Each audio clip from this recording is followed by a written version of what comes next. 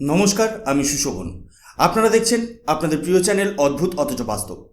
গত কিছুদিন ধরে রাজপথের এক আন্দোলনের দৃশ্য আমরা দেখেছি, যেখানে দেশের উন্নয়নকে অস্বীকার করে এক অদ্ভুত হতাশাজনক পরিবেশ তৈরির চেষ্টা হচ্ছিল।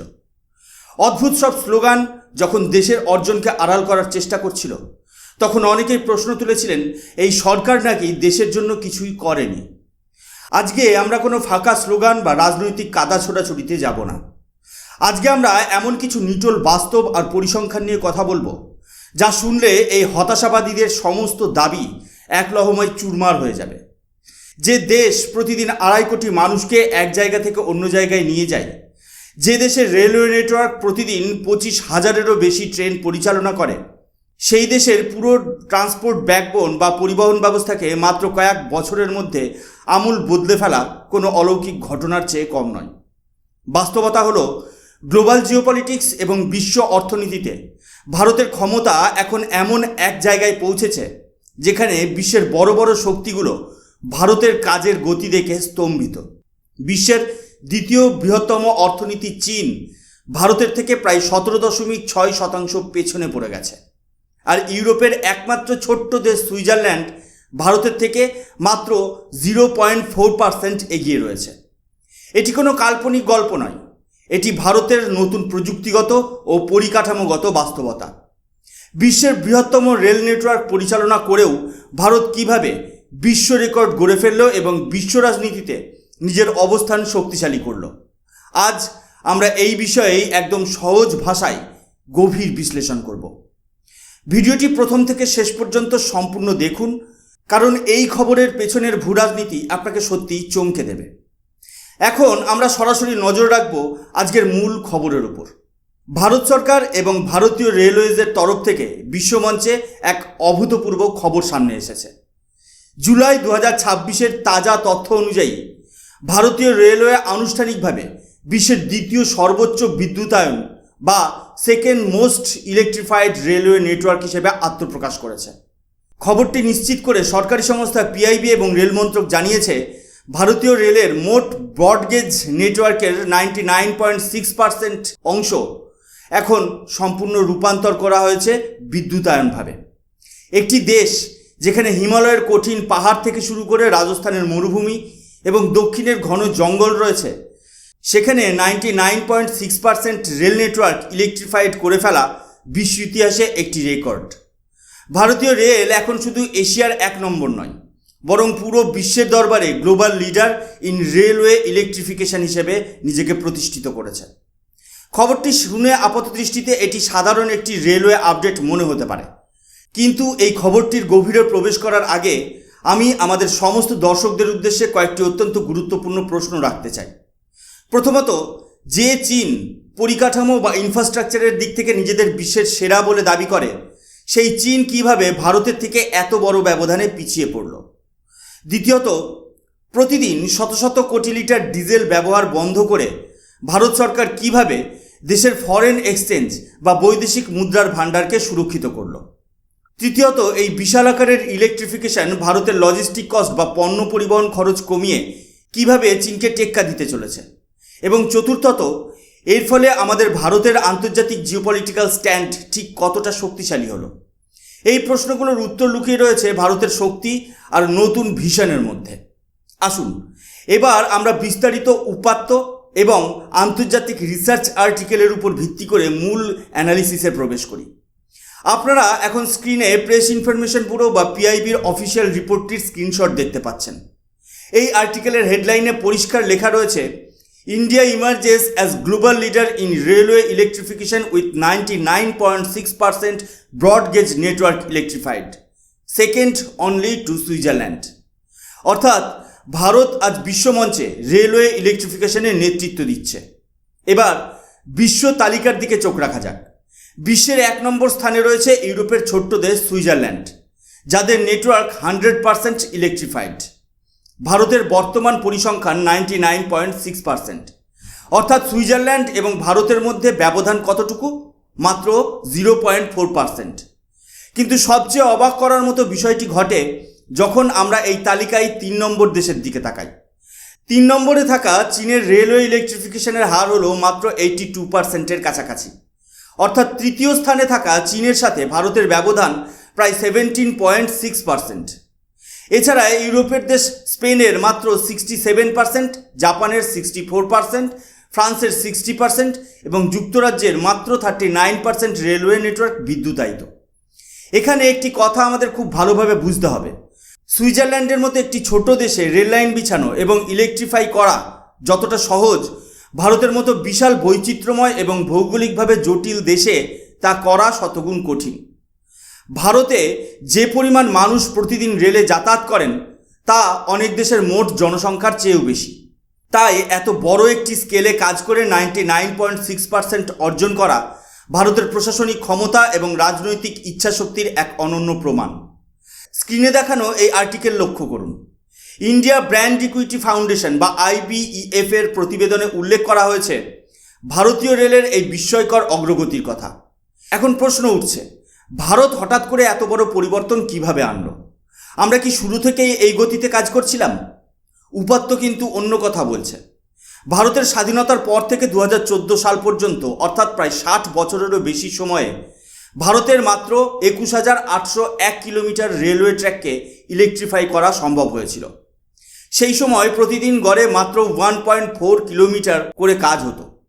কিন্তু 2014 সাল থেকে 2026 সালের এই 12 বছরে ভারত সরকার যে গতিতে কাজ করেছে তা রূপকথার মতো। এই গত 12 বছরে প্রায় 48,720 কিলোমিটারের বেশি রেল লাইনকে বিদ্যুতায়িত করা হয়েছে। অর্থাৎ গত 12 বছরে প্রতিদিন গড়ে 15 কিলোমিটার করে ইলেকট্রিফিকেশনের কাজ করা হয়েছে। যে কাজ গত 60 বছরে করা সম্ভব হয়নি তা ভারত সরকার মাত্র 12 বছরে করে দেখিয়েছে। বিশেষ করে 2020 সালের পর থেকে এই গতি আরও বহুগুণ বৃদ্ধি পায়। 2020 সালে যেখানে আমাদের মোট ইলেকট্রিফিকেশন ছিল প্রায় 28,000 কিলোমিটার, সেখান থেকে মাত্র 6 বছরে আরও 48,000 কিলোমিটার ট্র্যাক ইলেকট্রিফাইড করা হয়েছে। এর সরাসরি প্রভাব পড়েছে আমাদের পরিকাঠামো। বর্তমান ভারতের যে কোনো নতুন রেল লাইন বা মাল্টি ট্র্যাকিং প্রজেক্ট পাস হচ্ছে তা একদম শুরু থেকেই ইলেকট্রিফাইড রুট হিসেবে তৈরি করা হচ্ছে। এবার আসা যাক এই মাস্টার স্ট্রোকের সবচেয়ে বড় কূটনৈতিক এবং অর্থনৈতিক সুবিধা বা জিওপলিটিক্যাল অ্যান্ড ইকোনমিক বেনিফিটসের প্রসঙ্গে। স্ক্রিনে দ্য ইন্ডিয়ান এক্সপ্রেসের নিউজ আর্টিকেলের দিকে নজর দিন। এর হেডলাইনে স্পষ্ট বলা হয়েছে, Indian railways uses nearly 3 billion units of electricity every month for smooth train operation. ভারতীয় রেল প্রতি মাসে প্রায় 300 কোটি ইউনিট বিদ্যুৎ ব্যবহার করে ডিজেলের ওপর থেকে নিজেদের নির্ভরতা সম্পূর্ণ শেষ করে আনছে। 2015-16 অর্থবর্ষেও ভারতীয় রেল পরিচালনা করতে বছরে 293 কোটি লিটার ডিজেলের প্রয়োজন হতো। বর্তমানে এই পরিমাণ নেমে এসেছে মাত্র 108 কোটি লিটারে। অর্থাৎ বছরে সরাসরি 185 কোটি লিটার ডিজেল সাশ্রয় করছে ভারত। শতাংশের হিসেবে ডিজেল ব্যবহারের পরিমাণ প্রায় 63% কমে এসেছে। ভূরাজনীতি বা জিওপলিটিক্সের দৃষ্টিভঙ্গি থেকে এটি অত্যন্ত গুরুত্বপূর্ণ। ভারত তার প্রয়োজনীয় অপরিশোধিত তেলের বা ক্রুড অয়েলের এক বিশাল অংশ মধ্যপ্রাচ্য ও অন্যান্য দেশ থেকে আমদানি করে, যার জন্য ভারতকে বিলিয়ন বিলিয়ন মার্কিন ডলার ফরেন এক্সচেঞ্জ হিসেবে বিদেশে পাঠাতে হয়। যখনই আন্তর্জাতিক বাজারে যুদ্ধ বা অস্থিরতার কারণে তেলের দাম বৃদ্ধি পায়, ভারতের অর্থনীতি চাপের মুখে পড়ে। কিন্তু ভারতীয় রেলকে সম্পূর্ণ ইলেকট্রিফাইড করার ফলে তেল আমদানির উপর আমাদের নির্ভরতা অনেকটাই কমে গেল। যে অর্থ এতদিন ডিজেল কিনতে বিদেশে চলে যেত, সেই কোটি কোটি বৈদেশিক মুদ্রা বা ফরেক্স রিজার্ভ এখন দেশের ভেতরের উন্নয়নমূলক কাজে ব্যবহার করা যাবে। এটিকে বলা হয় প্রকৃত এনার্জি সিকিউরিটি এবং সেলফ রিলায়েন্ট ইন্ডিয়া বা আত্মনির্ভর ভারত। ডিডি ইন্ডিয়ার এই অফিসিয়াল সংবাদ প্রতিবেদনে ভারতের এই অর্জনকে বিশ্বমানের বলে আখ্যা দেওয়া হয়েছে। এই 99.6% ইলেকট্রিফিকেশনের দুটি বিরাট বড় দিক রয়েছে। একটি হলো পরিবেশ, অন্যটি হলো ভারতের বাণিজ্য। ডিজেল ইঞ্জিন বন্ধ হয়ে ইলেকট্রিফিকেশন চালু হওয়ার ফলে 12 বছর আগের তুলনায় ভারতীয় রেলের কার্বন নিঃসরণ বা CO2 ইমিশন প্রায় 89% কমে গেছে। এর ফলে জলবায়ু পরিবর্তনের বিরুদ্ধে বিশ্বমঞ্চে ভারত আজ এক পরিবেশ বান্ধব শক্তির দৃষ্টান্ত উপস্থাপন করেছে। পণ্যবাহী ট্রেন বা ফ্রেট অপারেশন দ্রুত হলে দেশের অর্থনীতি শক্তিশালী হয়। ইলেকট্রিক ট্রেনের টানার ক্ষমতা ডিজেল ইঞ্জিনের চেয়ে অনেক বেশি এবং গতিও দ্রুত। এর ফলে ভারতের ডেডিকেটেড ফ্রেট করিডরে মালগাড়িগুলো এখন অনেক দ্রুত পণ্য এক বন্দর থেকে বা শিল্প এলাকা থেকে অন্য স্থানে পৌঁছে দিচ্ছে। যেখানে আগে ভারতে পণ্য পরিবহনে জিডিপির প্রায় 13 থেকে 14% খরচ হতো, সেখানে এই ইলেকট্রিফিকেশনের কারণে সেই খরচ নাটকীয়ভাবে কমে এক অঙ্কে নেমে আসবে। যখন ভারতে পণ্য পরিবহনের খরচ কমবে, তখন বিশ্ববাজারে ভারতের তৈরি পণ্যের দাম প্রতিযোগিতামূলক হবে এবং ভারত প্রস্তুতকারক দেশ হিসেবে চীনকে টেক্কা দিতে পারবে। এছাড়া আজকের দিনে ভারতের অহংকার বন্দে ভারত এক্সপ্রেস, বন্দে ভারত স্লিপার এবং ভবিষ্যৎ হাই স্পিড রেলওয়ে নেটওয়ার্ক, এই সব কিছুর সাফল্যই নির্ভর করছে এই ইলেকট্রিফিকেশনের ওপর। এবার হয়তো আমাদের মনে প্রশ্ন জাগতে পারে যে 99.6% তো হলো, কিন্তু বাকি থাকা 4% অংশের কাজ কেন আটকে রয়েছে? ভারত সরকারের তরফ থেকে লোকসভায় এই বিষয়ে বিস্তারিত জানানো হয়েছে। যে 0.4% অংশ এখনও বাকি রয়েছে, তার মূল কারণ হলো চরম কঠিন ভৌগোলিক পরিস্থিতি।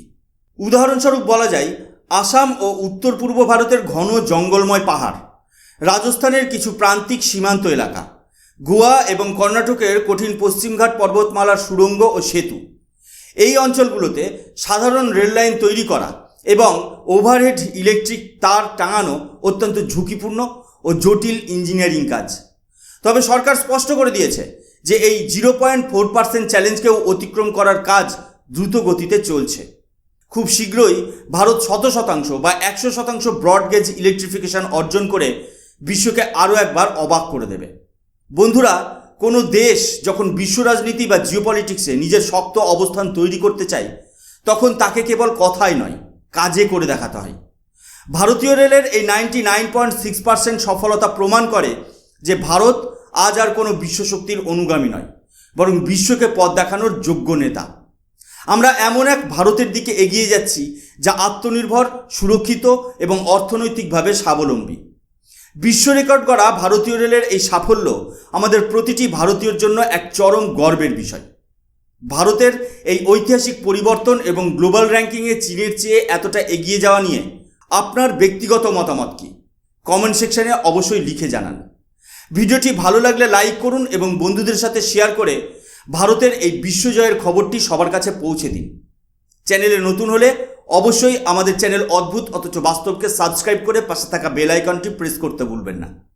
আমি সুশোভন আজকের মতো এখানেই শেষ করছি। দেখা হবে পরবর্তী একটি নতুন নিউজ অ্যানালিসিসে। ততক্ষণ পর্যন্ত ভালো থাকবেন, সুস্থ থাকবেন। জয় হিন্দ, বন্দে মাতরম, ভারত মাতা কি জয়।